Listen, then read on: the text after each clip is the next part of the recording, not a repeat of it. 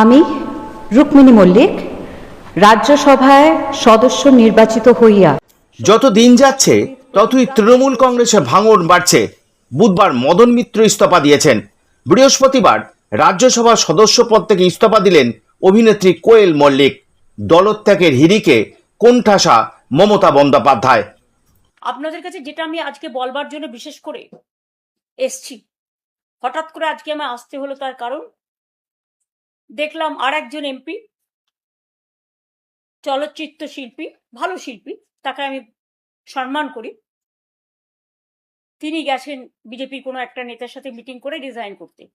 আমি আপনাদের জ্ঞাতার্থে বলি, উনি আগেই ইমেল পাঠিয়েছিলেন এবং থ্যাঙ্কস টু হার যে আজকে উনি ফিজিক্যালি জমা দিতে গেছে। যাদের যাদের যাবার আছে আরো বিজেপির চাপে, পুলিশের চাপে, মাথা নত করার চাপে, কোর্টের চাপে, মানে কেসের চাপে, ইডির চাপে, সিবিআই এর চাপে, কোর্ট কেসের চাপে, তারপরে হচ্ছে ভয়ঙ্কর ভয়ঙ্কর সিআইডি কেসের চাপে, সিবিআই এর চাপে, আইসিওসির চাপে, এসটিএফ এর চাপে, তাদের অনুরোধ করে বলবো, প্লিজ 21শে জুলাইয়ের আগে যার যা সিদ্ধান্ত নেয়া, যারা যারা বাঁচতে চান জীবনে লোটা কম্বল নিয়ে, তারা দয়া করে যেখানে ইচ্ছে যান বিজেপির কথা শুনে। দয়া করে আমরা যে দলটি তৈরি করেছি তাকে কলঙ্ক লিপ্ত করবেন না।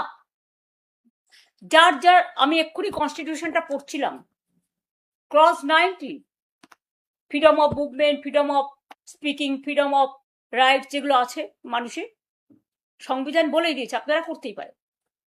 তাতে আমরা একটু দুর্বল হব না। যে দল 15 বছর ক্ষমতায় থেকে বাংলাকে কলঙ্কিত করেছে, দলের বেশিরভাগ নেতা নেত্রীরা দুর্নীতি, তোলাবাজি সহ বিভিন্ন অপরাধে জড়িয়ে পড়েছে, সেই দলের নেত্রী এখন বলছেন দলকে কলঙ্কিত করবেন না।